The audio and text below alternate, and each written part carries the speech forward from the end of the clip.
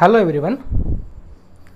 आज हम स्टार्ट करने वाले हैं एक नया चैप्टर, प्रॉफिट एंड लॉस, यानी कि लाभ और हानि। जब हम बात करते हैं लाभ और हानि की, कि लाभ और हानि का मतलब क्या है, पहले इस बात को समझते हैं। तो जैसे मैंने आपको बोला कि मान लो मेरे कोई पेन है जो 20 रुपये का है। अगर मैं इस पेन को मार्केट में 20 रुपये से ऊपर बेचता हूँ, जैसे कि 21 रुपये, 22 रुपये, 23 रुपये, 25 रुपये, 50 रुपये, तो अगर मैं उस पेन को जितने में मैंने ख़रीदा उससे ज़्यादा मैं बेच रहा हूँ, इट मीन्स मुझे लाभ होगा।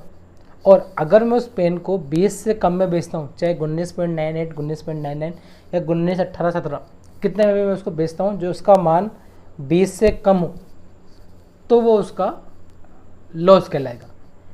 तो मैं ऐसा कह सकता हूँ कि हमारे पास जब भी प्रॉफिट एंड लॉस की बात होगी तो हमारे पास एक तो वैल्यू आएगी लागत प्राइस, कॉस्ट प्राइस, क्रय मूल्य, और एक आएगी जिसमें उस वस्तु को हमने बेचा है। तो अगर मैं बात कर रहा हूँ लाभ की, तो लाभ वाले केस में हमेशा वस्तु को लागत से ज़्यादा में बेचा जाएगा, कि जितने में आपने परचेज़ किया है उससे अगर हम ज़्यादा में बेच रहे हैं तो हमें लाभ होगा। लाभ का मतलब सेलिंग प्राइस बड़ा हो जाएगा कॉस्ट प्राइस से, कह सकता हूँ हमेशा। अगर मैं उसी वस्तु को लागत से कम में बेचता हूँ, अगर मैं उसी वस्तु को लागत से कम में बेचता हूँ तो मुझे हानि होगी, और हानि को ऐसा कह सकता हूँ कि हानि के केस में हमेशा आपका सेलिंग प्राइस कॉस्ट प्राइस से कम होगा। जब हम प्रॉफिट एंड लॉस से क्वेश्चन की बात करते हैं तो आपका प्रॉफिट एंड लॉस दो पार्ट में डिवाइड होता है। पहला पार्ट बनता है आपका बेस ऑन वैल्यू प्राइस, कि या तो हमारे पास क्वेश्चन मिलेंगे कीमत और मूल्य के आधार पे, या फिर हमें क्वेश्चन मिलेंगे क्वांटिटी के आधार पे, संख्या के आधार पे, वस्तु के आधार पे, आर्टिकल के आधार पे। तो हम पूरे प्रॉफिट एंड लॉस को दो पार्ट में डिवाइड कर सकते हैं, वैल्यू के बेस पर और क्वांटिटी के बेस पे। जैसे वैल्यू के बेस पर हम बात करें, जैसे क्वेश्चन ने आपको बोला है कि एक पेन का कॉस्ट प्राइस 10 रुपये, एक पेन का सेलिंग प्राइस 12 रुपये। तो इस तरह के क्वेश्चन कहलाते हैं आपके वैल्यू बेस्ड क्वेश्चन, जहाँ पे आपके पास आर्टिकल यानी कि वस्तुओं का मान सेम हो, यहाँ पर भी एक पेन है, यहाँ पर भी एक पेन है, और प्राइस अलग अलग है। तो जहाँ पर हमारे पास आर्टिकल सेम होंगे, प्राइस अलग होंगे, वो क्वेश्चन कहलाते हैं आपके वैल्यू बेस्ड। और जहाँ पर हमारे पास प्राइस सेम है, कि 1 रुपये में 4 संतरे खरीदे, 1 रुपये में 5 संतरे बेचे, वो हमें कहलाते हैं क्वान्टिटी बेस्ड। तो आज हम डिस्कस करने वाले हैं, हम पहले डिस्कस करेंगे केवल प्राइस वाले क्वेश्चन, वैल्यू बेस्ड वाले क्वेश्चन, उसके बाद हम आएंगे क्वांटिटी बेस्ड वाले क्वेश्चन पे। तो आइए स्टार्ट करते हैं इसको।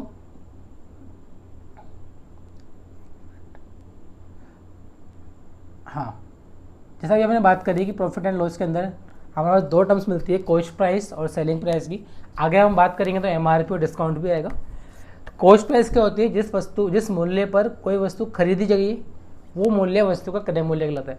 ध्यान रखना, यहाँ पे खरीदने का मतलब केवल आपने की जो बाइंग रेट है वो नहीं है। खरीदने का मतलब है वो वस्तु आपको आपके घर पर कितने की पड़ रही है। इट मीन्स मान लो आपने 5,000 रुपये का कोई सामान खरीदा और उसको घर तक लाने के लिए आपको ट्रांसपोर्ट के 200 रुपये खर्च करने पड़े, तो आपका जो कॉस्ट प्राइस है वो 5,000 नहीं बनेगा, 5200 बनेगा। मतलब कॉस्ट प्राइस का मतलब ये है कि आपका जो कुल खर्चा हुआ है उसको खरीदने में प्लस उसको आप तक लेके आने में, या जो भी उसके मरम्मत का खर्चा है, वो सारी प्राइस कॉस्ट प्राइस के अंदर इंक्लूड होती है। तो कॉस्ट प्राइस का मतलब जो वस्तु आपको जितने की पड़ रही है। अगर मैं बात करूँ सेलिंग प्राइस की, एसपी की, यानी कि विक्रय मूल्य की, तो वह मूल्य है जिस पर कि उस वस्तु को बेचा गया। ठीक है, अब देखो, जब उस वस्तु को बेच रहे हैं तो दो केस बनते हैं, या तो हमने वस्तु को ज़्यादा में बेचा होगा या वस्तु को कम में बेचा होगा। अगर मैं वस्तु को जितने में ख़रीदा है उससे ज़्यादा में बेच रहा हूँ, यानी कि सेलिंग प्राइस का मान कॉस्ट प्राइस से बड़ा है, तो उस वाले केस में हमेशा आपको प्रॉफिट होगा, हमेशा आपको लाभ मिलेगा। यानी मैं ऐसा कह सकता हूँ कि जब भी बात लाभ की होगी, लाभ के केस में सेलिंग प्राइस का मान हमेशा कॉस्ट प्राइस से बड़ा होना चाहिए। अच्छा, अगर मैं इसके फॉर्मूले की बात करना चाहूँ कि लाभ निकालना है कि लाभ कितने का हुआ, तो जो लाभ होता है वो इनका डिफरेंस यानी कि एसपी माइनस सीपी के बराबर होता है।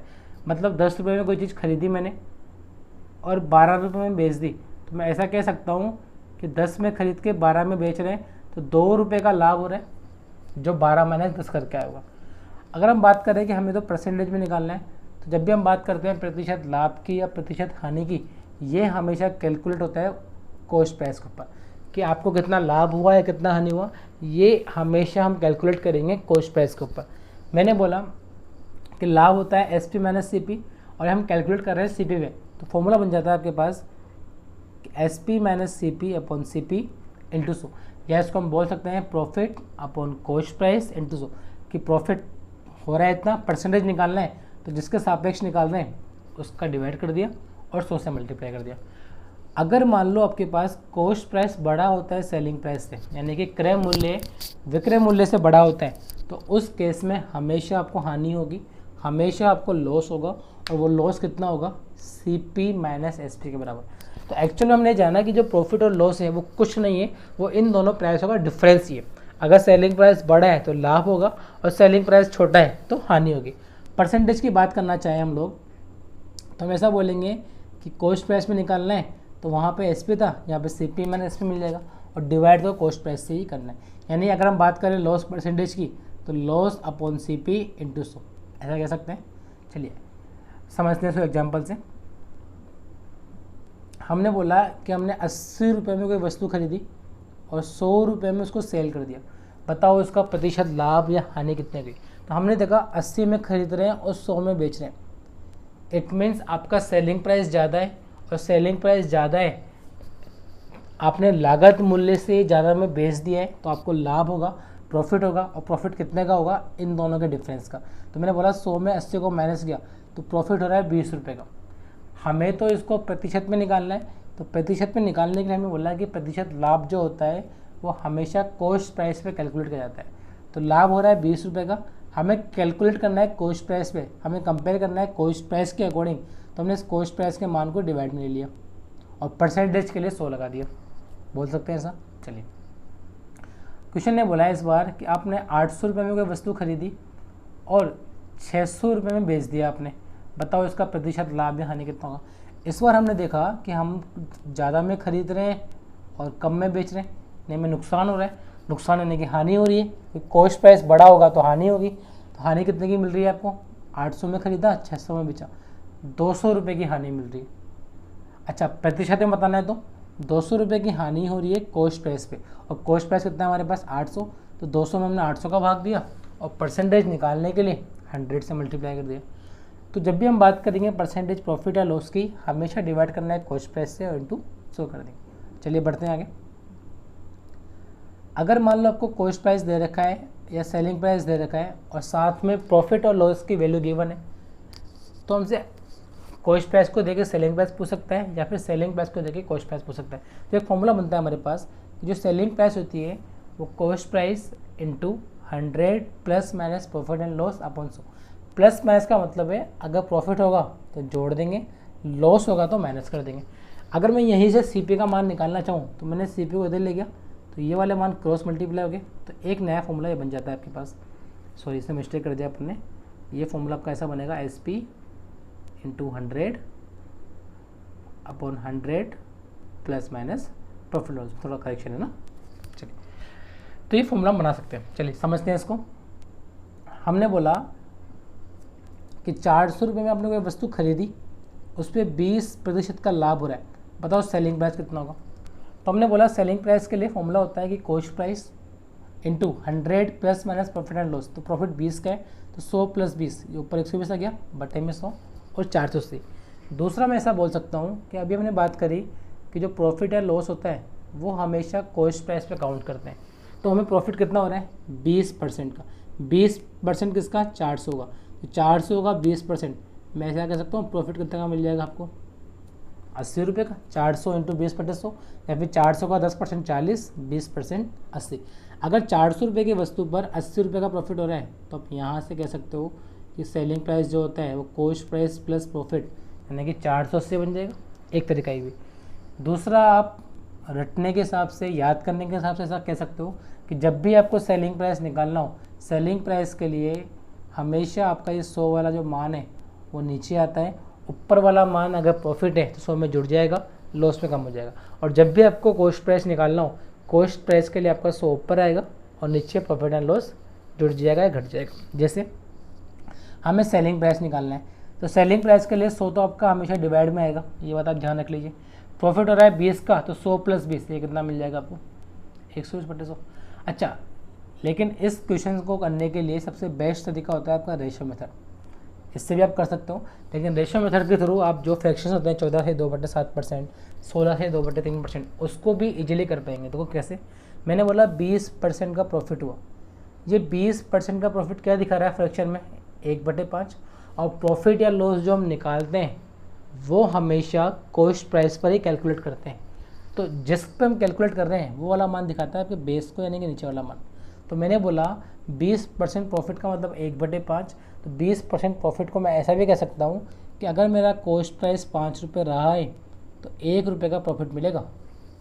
5 का 20% 1 मिलेगा, कि अगर मेरा कॉस्ट प्राइस 5 रुपये है तो प्रॉफिट 1 रुपये का है। अगर प्रॉफिट हो रहा है तो सेलिंग प्राइस बड़ा होता है कॉस्ट प्राइस से। तो अगर 5 रुपये कॉस्ट प्राइस है और प्रॉफिट 1 रुपये का है तो सेलिंग प्राइस कितना मिल जाएगा आपको, बोल सकते हो ऐसा। प्रॉफिट के केस में सेलिंग प्राइस बड़ा होता है। हमने बोला कि क्वेश्चन ने हमें मान दे रखा है कि कॉस्ट प्राइस 400 रुपये, हमारे अकॉर्डिंग तो 5 आ रहा था। तो अगर इस 5 को मैं 400 के इक्वल करता हूँ तो 1 का मान कितना मिल जाएगा मुझे, 80 मिल जाएगा। मुझे तो सेलिंग प्राइस ज्ञात करना है। अगर 1 का मान 80 है तो सेलिंग प्राइस मैंने 6 माना हुआ है, तो 6 का मान कितना मिल जाएगा मुझे, 480। ठीक है, चलिए एक एग्जाम्पल और समझते हैं इसका।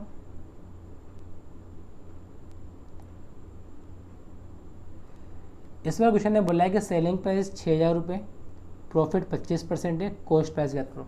आप कोई सा भी तरीका अप्लाई कर सकते हो, या तो फॉर्मूला याद कर ले, या फिर अभी हमने बोला कि कॉस्ट प्राइस निकालने के लिए 100 ऊपर आएगा, ये अगर आप याद कर सके तो। और प्रॉफिट है तो जोड़ देंगे, लॉस है तो माइनस कर देंगे। प्रॉफिट है 25 का, तो प्रॉफिट कितना मिल जाएगा, 100 + 25 125, तो वैल्यू मिल जाएगी डायरेक्टली आपको 48। या फ्रैक्शन के अकॉर्डिंग मैं ऐसा कह सकता हूँ 25% लाभ का मतलब है 1/4, यानी कॉस्ट प्राइस 4 रुपये रहा होगा और 1 रुपये का लाभ है, तो सेलिंग प्राइस इससे बड़ा मिलेगा। 4 और 1 यानी सेलिंग प्राइस 5 रुपये रहा होगा। क्वेश्चन ने में इस बार मान दे रखा है सेलिंग प्राइस का, तो मैं ऐसा कह सकता हूँ कि हमारे अकॉर्डिंग तो 5 आ रहा है, लेकिन क्वेश्चन के अकॉर्डिंग इसी सेलिंग प्राइस का मान 6,000 रुपये। अगर मैं 5 को 6,000 के इक्वल करता हूँ तो मुझे 1 का मान मिलता है 1,200 रुपये। मुझे कॉस्ट प्राइस निकालनी जो कि 4 थी, तो 1200 × 4 48, ऐसा हम कह सकते हैं। चलिए पढ़ते हैं आगे। कॉस्ट प्राइस दे रखा है 490, प्रॉफिट हो रहा है 14 से ही 2/7% का। बताइए सेलिंग प्राइस कितना होगा। मैंने बोला 14 से ही 2/7%, क्या मैं इसको फ्रैक्शन में 1/7 बोल सकता हूँ। अगर मतलब कोई फ्रैक्शन याद नहीं है तो आप क्या करेंगे, इस 7 को 14 से मल्टीप्लाई करेंगे, +2 करेंगे, तो वैल्यू मिलकर आएगी आपको 100/7%। इस परसेंटेज को हटाने के लिए डिवाइड कर देंगे 100 से, और ये कटने के बाद आंसर मिल जाएगा 1/7। लेकिन बेटर है आप इन फ्रैक्शंस को याद कर ले। हाँ, तो हमने बोला ये प्रॉफिट आ रहा है 1/7 का, यानी ये 7 दिखा रहा है आपके कॉस्ट प्राइस को, कि 7 रुपये कॉस्ट प्राइस है, 1 रुपये का प्रॉफिट है, तो सेलिंग प्राइस कितना मिल जाएगा आपको, 8 रुपये। क्वेश्चन ने कॉस्ट प्राइस का मान दे रखा है 490, यानी अगर 7 का मान 490 है तो 1 का मान कितना मिल जाएगा आपको, 70। हमें तो सेलिंग प्राइस का मान निकालना है, तो 8 का मान 70 के हिसाब से ये बन जाएगा 560 रुपये। चलिए पढ़ते हैं आगे। 1210 रुपये में एक वस्तु को बेचने पर 8.33% का लॉस हो रहा है, कॉस्ट प्राइस ज्ञात करो। सबसे पहले तो हम देखते हैं इसकी फ्रैक्शन वैल्यू कितनी होती है। तो इसकी फ्रैक्शन वैल्यू होती है 1/12। अगर आपको याद नहीं है तो आप इसको ऐसे लिखेंगे, 8 से 1/3%। इसको इससे मल्टीप्लाई करेंगे प्लस ये करेंगे तो ये आएगा 25/3, और परसेंटेज के लिए हम बटे में 100 लगा दें। इसको आप काटेंगे तो वैल्यू मिल जाएगी आपको 1/12। इसको हमने परसेंटेज के मैं याद भी किया था। अब देखिए लॉस हो रहा है, यानी ये 12 तो मिल जाएगा आपको कॉस्ट प्राइस। लॉस का मतलब सेलिंग प्राइस कम होगा कॉस्ट प्राइस से, तो 12 - 1 सेलिंग प्राइस कितना मिल जाएगा आपको, 11। क्वेश्चन ने बोला है सेलिंग प्राइस 1210 रुपये, तो मैंने बोला 11 का मान 1210, 1 का मान 110। कॉस्ट प्राइस निकालना है तो कॉस्ट प्राइस 12 है, इसको इससे मल्टीप्लाई कर देंगे। चलिए बढ़ते हैं आगे। If the ratio of cost price and selling price is 8:9, find profit and loss percent. Question ने बोला है कि क्रय मूल्य और विक्रय मूल्य का जो अनुपात है वो 8:9 है, तो प्रॉफिट या लॉस कितना होगा। अनुपात का मतलब केवल इतना सा है कि हमें बोला है CP/SP जो है वो 8/9 कह सकते हैं ऐसा। तो यानी CP का मान 8 है तो SP का मान 9 होगा। CP का मान 8 है तो SP का मान होगा। आप देखिए कॉस्ट प्राइस और सेलिंग प्राइस, बड़ा कौन है? Selling price. सेलिंग प्राइस बड़ा है यानी कि लाभ होगा, और लाभ कितने का होगा? इसमें से उसको माइनस कर दिया हमने, 1 रुपये का लाभ होगा। अच्छा 1 रुपये का लाभ रहा है, मुझे तो प्रतिशत में निकालना है, तो परसेंटेज में निकालने के लिए हम किसका डिवाइड करते हैं? कॉस्ट प्राइस का। और कॉस्ट प्राइस कितनी है हमारे पास यहाँ पे? तो 1 में 8 का भाग दे देंगे, और 1/8 को आप जानते हैं 12.5% हम कह सकते हैं। चलिए, यदि विक्रय मूल्य क्रय मूल्य का 3/2 गुना है तो प्रतिशत लाभ या हानि का। अब तो क्वेश्चन ने बोला है कि विक्रय मूल्य जो है वो क्रय मूल्य का 3/2 गुना है। मैं ऐसा कह सकता हूँ कि जो मेरा विक्रय मूल्य है यानी कि SP है वो क्रय मूल्य का 3/2 गुना है, ये बोला हुआ है। आप देखिए अगर मैं CP को बटे में लेके आना चाहूँ तो क्या ऐसा बन जाएगा? SP/CP बराबर 3/2। मतलब अगर ये इस बात को ऐसा बोलता कि विक्रय मूल्य और क्रय मूल्य का अनुपात 3:2 है, तो इस बात में और 3/2 गुना में कोई फ़र्क नहीं, दोनों बातें सेम है। यानी विक्रय मूल्य 3 है, क्रय मूल्य 2 है। वापस से आप देखेंगे इन दोनों क्वेश्चन में फ़र्क कितना से, वहाँ कॉस्ट प्राइस ऊपर था या विक्रय मूल्य ऊपर है बस। तो हमें तो दिख रहा है जो वैल्यू जिसके सामने वो उसी का मान है। तो सेलिंग प्राइस बड़ा दिख रहा है, सेलिंग प्राइस बड़ा है यानी क्या मिल जाएगा आपको? प्रॉफिट मिल जाएगा। इन दोनों का डिफरेंस यानी कि 1 रुपये का। प्रतिशत में निकालना है तो डिवाइड करेंगे कॉस्ट प्राइस से जो कि 2 है, तो आंसर कितना मिल जाएगा आपको? 50%। अब मान लो क्वेश्चन बोलता है आपको कि विक्रय मूल्य जो है वो क्रय मूल्य का 20% है, तो हम क्या बोलेंगे? विक्रय मूल्य क्रय मूल्य का 20% है, तो विक्रय मूल्य 20 मिल जाएगा, क्रय मूल्य 100 मिल जाएगा। आप ऐसा ही बोल सकते हो, ठीक है। चलिए बढ़ते हैं आगे इसमें। यदि लाभ की गणना विक्रय मूल्य पर की जाए जो कि 20% है तो वास्तविक लाभ लगता है।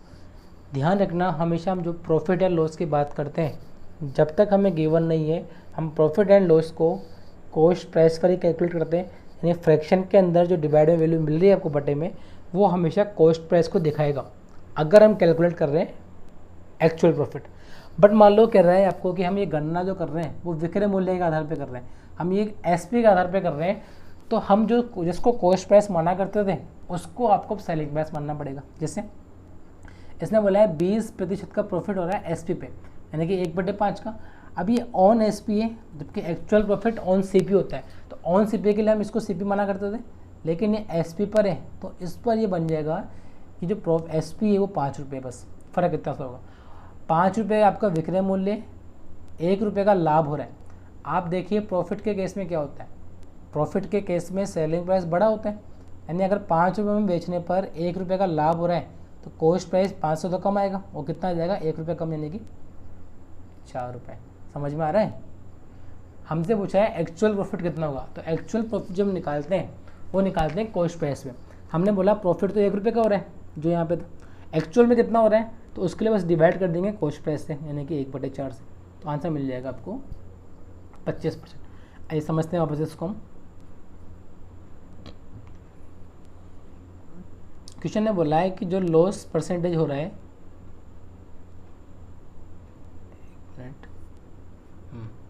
If loss percentage is calculate on SP then loss percent equal to 10%। तो ओरिजिनल लॉस कितना होगा कि विक्रय मूल्य पर काउंट करने पर हानि जो आ रही है वो 10% की है, इसकी वास्तविक हानि कितनी होगी? हमने बोला 10% का लॉस हो रहा है, 10% का लॉस हो रहा है और वो भी किस पे हो रहा है? SP पे। तो SP केवल इतना सा दिखा रहा है कि जो आपकी जिससे आप कंपेयर कर रहे हो, जो फ्रैक्शन वाली वैल्यू आपके पास आ रही है बटे में, वो वाला मान SP होगा। जहाँ पे हम कॉस्ट प्राइस माना करते थे उसको अब आपको SP मानना है बस। 10% यानी कि 1/10 यानी 10 रुपये आपका SP है, 1 रुपये की हानि है। आप याद करिए हानि के केस में क्या होता है, हानि के केस में कॉस्ट प्राइस बड़ा होता है सेलिंग प्राइस से। तो मैंने बोला अगर 10 में बेचने पर 1 रुपये की हानि है तो मेरा कॉस्ट प्राइस 11 रुपये रहा होगा, कह सकता हूँ मैं ऐसा। तो एक्चुअल लॉस कितना मिलेगा? 1 रुपये का लॉस हो रहा है 11 रुपये, यानी आंसर मिल जाएगा 9.09%। चलिए नेक्स्ट टाइप पे बढ़ते हैं हम इसमें कि एक मोबाइल को 1045 में बेचने पर 5% की हानि होती है। अगर हम चाहते हैं कि उस पर 5% का लाभ कमाएं तो उसको कितने में बेचना होगा? मैंने बोला अगर हम ये मान लेते हैं कि कॉस्ट प्राइस 100 रुपये, अगर आपको पहले 5% की हानि हो रही है तो इट मीन्स आपने उसको बेचा होगा 95 में। ₹100 की चीज़ पर 5% की हानि, और हम हानि निकालते हैं कॉस्ट प्राइस पे, यानी ₹100 की चीज़ पे ₹5 की हानि, तो बेचा कितने में होगा? 95 में। क्वेश्चन ने बोला है कि नहीं आपने तो 1045 में सेल किया, यानी इस 95 का मान 1045 होगा। अच्छा, तो एक का मान कितना मिल जाएगा? 1045/95। अब क्वेश्चन बोल रहा है आपको लाभ कमाना है 5% का। अगर मान लो वो चीज़ ₹100 की है और हमें 5% का लाभ कमाना है, तो हम कितने में बेचेंगे उसको? 105 में। अगर एक का मान इतना है तो 105 के लिए आप उसको ऐसे मल्टीप्लाई कर देंगे। एक तरीका तो आपके पास ये वाला है। दूसरा भी बोल सकते हो कि 1045 में बेच रहे हैं, हमें हानि हो रही है 5% की, तो पहले हम इसका कॉस्ट प्राइस ज्ञात कर लेते हैं। और कॉस्ट प्राइस ज्ञात करने के लिए अभी हमने याद किया था कि 100 आपका ऊपर आएगा, और प्रॉफिट होगा तो जोड़ देंगे नीचे, और लॉस होगा तो नीचे हम घटा देंगे। हमने बोला कि यहाँ तो लॉस हो रहा है तो 5 घटा देंगे, तो वैल्यू कितनी मिल जाएगी आपको? 100/95, यानी कॉस्ट प्राइस आपको ये मिल गया। अब हम चाह रहे हैं हमें लाभ मिले 5% का, तो कितना हमें बेचना होगा, यानी हमें सेलिंग प्राइस निकालना है। और सेलिंग प्राइस के लिए 100 हमेशा डिवाइड में आता है, तो ये तो आपका कॉस्ट प्राइस था, ये 100 डिवाइड में आ गया, और प्रॉफिट था इसलिए 5 जोड़ दिया हमने। ऐसे भी निकाल सकते हो, लेकिन इस तरह के क्वेश्चन करने के लिए ये दोनों तरीके एग्जाम के हिसाब से सूटेबल नहीं है। उसके लिए आपको याद रखना है कि SP1/SP2 ये हमेशा इक्वल होता है 100 plus minus profit and loss 1 and profit and loss 2। It means पहले वाले का सेलिंग प्राइस का मान के सामने जाएगा पहले वाले का प्रॉफिट एंड लॉस, दूसरे वाले के सेलिंग प्राइस के सामने जाएगा दूसरे वाले का प्रॉफिट एंड लॉस। प्रॉफिट होगा तो जोड़ देंगे, लॉस होगा तो घटा देंगे। मैंने बोला पहले का सेलिंग प्राइस 1045, सेकंड का सेलिंग प्राइस पता नहीं है तो हमने इसको SP2 मान लिया। अच्छा, पहले प्रॉफिट हो रहा है लॉस हो रहा है? पहले लॉस हो रहा है तो 5 का लॉस हुआ। अच्छा, अब क्या हो रहा है? अब प्रॉफिट हो रहा है 5 का, तो ऐसा बोल सकते हो। तो वैल्यू मिली आपको 95/105, इसको हमने 5 से काटा दो। अब मुझे सेलिंग प्राइस 2 का मान निकालना है, तो ये क्रॉस मल्टीप्लाई हो जाएगा, 21 यहाँ पे जाएगा और 19 यहाँ मिल जाएगा। तो इस तरीके से आप इजीली इसको कर सकते हैं। आइए इसी तरीके को हम और अप्लाई करते हैं आगे, कि एक आदमी एक वस्तु को 1920 में बेचकर 20% की हानि प्राप्त करता है। यदि वह इसको 2520 में बेचे तो कितने प्रतिशत का लाभ होगा? मैंने बोला 2 सेलिंग प्राइस आपके पास होनी चाहिए और 2 प्रॉफिट या लॉस आपके पास होने चाहिए। इसमें से 3 मान हमें पता होंगे, चौथा मान हम निकाल लेंगे।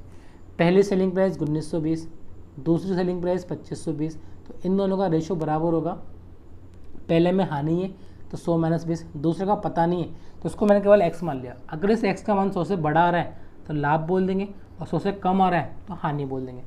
मैंने बोला जब इसको हमने शॉर्ट आउट किया, ये 0 से 0 कट गई, 8 से कट जाएगा, तो वैल्यू आ जाएगी 105। 105 का मतलब क्या है? 100 से ज़्यादा आ रहा है, यानी कि 5% का लाभ हो रहा है, कह सकते हैं ऐसा। इसी क्वेश्चन को मान लो आपकी इच्छा हो, आप इसको बेसिक से करना चाहें, तो आप क्या बोलेंगे? 1920 में बेचने पर 20% की हानि हो रही है, तो पहले हम इसका कॉस्ट प्राइस निकाल लेते हैं। कॉस्ट प्राइस निकालने के लिए 100 ऊपर आता है और हानि है तो बटन कितना जाएगा? तो कॉस्ट प्राइस मिल गया आपको 2400 रुपये। अब हम इसको कितने में बेच रहे हैं? 2520 में। 2400 में ख़रीदा आपने, 2520 में बेचा, तो एक्चुअल में जो लॉस हो रहा है प्रॉफिट हो रहा है वो इन दोनों का है। और क्या होगा आपको? सेलिंग प्राइस ज़्यादा है तो प्रॉफिट होगा कितने रुपए का? 120 का। अच्छा, परसेंटेज में निकालना है तो परसेंटेज में निकालने के लिए हम कॉस्ट प्राइस का भाग देते हैं। तो कॉस्ट प्राइस कितने हमारे पास? 2400, तो ऐसे भी याद कर सकते हैं, ठीक है। बट ये तरीका चलता है स्टेप के लिए ना। 150 रुपये में एक वस्तु को बेचने पर 25% की हानि होती है, तो बताओ 180 में बेचने पे कितना लाभ होगा? हमने बोला 2 सेलिंग प्राइस और 2 प्रॉफिट एंड लॉस, 3 मान पता होंगे तो हम चौथा मान निकाल सकते हैं। 1 2 3 पता है हमने बोला पहली सेलिंग प्राइस 150, दूसरी सेलिंग प्राइस 180। पहले हानि हो रही है 25 की, तो 100 - 25, दूसरे का पता नहीं है तो हमने इसको x मान लिया, तो ये मिला आपको 75/x। देखो ये कट रहा है 2 बार, ये कट रहा है 90 बार, यानी x का मान 90, और 90 का मतलब क्या है? 100 से कम आ रहा है, यानी कि हानि हो रही है 10% की। चलिए, 76 रुपये में वस्तुओं को बेचने पर 52% का लाभ होता है। अगर मैं इसको 80 में बेचूं तो कितना लाभ होगा? हमने बोला पहला सेलिंग प्राइस 76, दूसरा सेलिंग प्राइस 80। पहले प्रॉफिट 52 का है, यानी कि 152 मिल जाएगा, और दूसरा पता नहीं है तो हमने इसको x मान लिया। देखिए अब 76 से कट रहा है 2 बार, और 80 × 2, 100 से ऊपर आ रहा है तो लाभ कहलाएगा, और लाभ कितना मिल जाएगा आपको? 60% का। चलिए बढ़ते हैं आगे नेक्स्ट टाइप की तरफ। If profit on selling and cloth for ₹425 is same as loss on selling it for 355, find the cost price. Question आपको ये बोल रहा है कि हम एक कपड़े को 425 में बेचने पर कुछ लाभ प्राप्त करते हैं और वो जो लाभ है वो उस हानि के बराबर है अगर उसको हम 355 में बेचें तो। इट मीन्स पहले हमने वस्तु को बेचा है 425 में तो हमें लाभ हो रहा है, अब वस्तु को बेचा हमने 355 में तो हमें हानि हो रही। लाभ क्या होता है? लाभ होता है विक्रय मूल्य माइनस क्रय मूल्य, selling price minus cost price. तो मैंने बोला जो प्रॉफिट हुआ है पहले वाले केस में, क्या वो 425 माइनस सीपी नहीं है? हमें सीपी का मान नहीं पता, उसको हमने सीपी मान लिया। अच्छा, दूसरे केस में आपको हानि हो रही है तो हानि होती है cost price minus selling price. तो क्या ये सीपी माइनस 355 नहीं बन जाएगा? बन सकता है। क्वेश्चन ने बोला है जितना प्रॉफिट हुआ उतना लॉस हुआ, यानी कि ये दोनों मान आपस में इक्वल होंगे प्रॉफिट और लॉस के। मैंने क्या करा, इन दोनों को इक्वल कर दिया। तो ये 425 माइनस सीपी बराबर हो जाएगा सीपी माइनस 355। ये सीपी माइनस का है वहाँ जाएगा प्लस का, ये माइनस का इधर आएगा तो प्लस का। 2 सीपी का मान मिल जाएगा ये, तो सीपी की वैल्यू मिल जाएगी आपको 390 रुपये। एक तरीका तो आपके पास ये वाला है। सेकंड में ऐसा बोल सकता हूँ कि पहले हम वस्तु को 425 में बेच रहे थे, अब वस्तु को हम 355 में बेच रहे हैं। तो पहले हमें कुछ लाभ हो रहा था और अब कुछ हानि हो रही है। तो एक्चुअल में जो आपके लाभ और हानि है वो इनके डिफरेंस में ही बढ़ता है। मतलब पहले हम 425 में बेच रहे थे, कुछ लाभ हो रहा था, अब हम कम में बेच रहे हैं तो हानि हो रही है। तो जो लाभ और हानि का योग है वो हमेशा इस डिफरेंस के इक्वल होता है। मैंने बोला कि 425 और 355 डिफरेंस कितने का आ रहा है? 70 का। अच्छा, प्रॉफिट और लॉस किस अनुपात में? क्वेश्चन ने बोला जितने हानि हुई है उतना प्रॉफिट, यानी कि लॉस और प्रॉफिट इक्वल है। अगर लॉस भी 1 का है तो प्रॉफिट भी 1 का है। अच्छा, कुल मिला के कितने हो गए? ये 1 और 1 2 हो गए। तो ये 2 जो को आ रहे हैं वो इक्वल होंगे इस टोटल के 70 के, यानी इस 2 का मान 70 है तो 1 का मान 35। इट मीन्स 35 रुपये का लाभ हो रहा है, 35 रुपये की हानि हो रही है। कह सकते हैं ऐसा। आप देखिए 425 में आप वस्तु को बेच रहे हो और आपको लाभ हो रहा है, तो आपने इस वस्तु को कम में ख़रीदा होगा, क्योंकि लाभ के केस में सेलिंग प्राइस बड़ा होता है कॉस्ट प्राइस से। तो मैंने बोला कॉस्ट प्राइस निकालने के लिए इसमें से इसको माइनस कर दें, कितना मिल जाएगा? 390। आप कह सकते हो कि हम यहाँ से भी तो ज्ञात कर सकते हैं। मैंने बोला हाँ कर सकते हैं। देखिए अब यहाँ पे लॉस हो रहा है, लॉस के केस में कॉस्ट प्राइस बड़ा होता है सेलिंग प्राइस से, तो हमने इसमें इसको ऐड कर दिया। आप किसी भी जगह से वैल्यू को ज्ञात कर सकते हैं, दोनों से आपको सेम आंसर मिलेगा। ठीक है। और जब भी आपको प्रॉफिट या लॉस हमेशा इक्वल दे रखा हो तो आप एक तरीका और अप्लाई कर सकते हैं, लेकिन तभी अप्लाई होगा जब प्रॉफिट और लॉस इक्वल हो। तो उसके लिए आप डायरेक्टली ये बोल सकते हैं कि जब भी प्रॉफिट या लॉस इक्वल हो, आपके पास 2 सेलिंग प्राइस हो, तो उसका जो कॉस्ट प्राइस होता है वो दोनों के सेलिंग प्राइस के योग डिवाइड बाई 2, जब नहीं यहाँ कर रखा। इससे भी आप डायरेक्टली निकाल सकते हैं। चलिए बढ़ते हैं आगे। किसी वस्तु को 1560 में बेचने पर जो लाभ हो रहा है वो उसी वस्तु को 760 में बेचने पर हुई हानि से 3 गुना है। कॉस्ट प्राइस ज्ञात करो। मैंने बोला हमें जो लाभ हो रहा है वो कब हो रहा है? जब वस्तु को बेच रहे हैं 1560 में। अगर मैं इसको 760 में बेचता हूँ तो मुझे हानि हो रही है। तो ये हानि और लाभ का जो डिफरेंस आ रहा है, क्या वो 800 रुपये नहीं है? यहाँ प्रॉफिट था, यहाँ लॉस था बस। अब प्रॉफिट और लॉस कितना है? उसने बोला है जो प्रॉफिट है वो लॉस का 3 गुना है। मतलब प्रॉफिट बराबर है लॉस के 3 गुने के, यानी प्रॉफिट और लॉस का जो रेशियो आ रहा है क्या वो 3:1 नहीं है? मतलब 3 रुपये का प्रॉफिट होगा, 1 रुपये का लॉस होगा। ये कुल मिला के 3 और 1 कितना बन जाएगा आपके पास? 4। और यहाँ पे कितना आ रहा है कुल मिला के? ये 800। यानी इस 4 का मान 800 है तो 1 का मान मिल जाएगा आपको 200। अगर 1 का मान 200 है तो मैं ऐसा कह सकता हूँ कि लॉस 1 का था तो लॉस मिल जाएगा 200 रुपये का। प्रॉफिट 3 का था तो प्रॉफिट मिल जाएगा 600 रुपये का। हमने दोनों मान निकाले हुए हैं, आप किसी भी एक का मान निकाल के भी आंसर ज्ञात कर सकते हैं। मान लो मैंने केवल 200 निकाल लिया होता तो मैं क्या बोलता कि लॉस हो रहा है, लॉस के केस में कॉस्ट प्राइस बड़ा होता है, तो 760 में 200 को ऐड कर देता, कितना मिल जाता? या फिर अगर मान लो मैंने ये निकाल लिया होता, मैं बोलता प्रॉफिट हो रहा है, प्रॉफिट के केस में सेलिंग प्राइस बड़ा होता है, कॉस्ट प्राइस छोटा होता है, इससे कम कर देते। ऐसा ज़रूरी नहीं आप दोनों वैल्यू याद करें, हमें जिससे भी आंसर निकालना हो आप किसी भी एक वैल्यू को उठा सकते हैं। चलिए पढ़ते हैं आगे। हाँ, अगर आपको उसको बेसिक से करना होगा तो आप क्या बोलेंगे, पहले आप बोलेंगे कि हमारे पास जो प्रॉफिट हो रहा है